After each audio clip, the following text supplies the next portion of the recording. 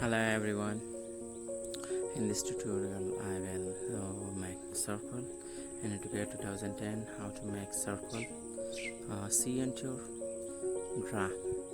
So this is so Sam repeat this process. If you want to draw circle with scale, see enter draw and de-enter, give the dimension, let's suppose 10 inch, enter. So draw. Now check the distance dimension, so it's 10 inch exactly. Now let's erase it. If you want to draw from go to main bar, and there also this is said symbol of circle, so you can draw easily from there with the same process. Thanks for watching.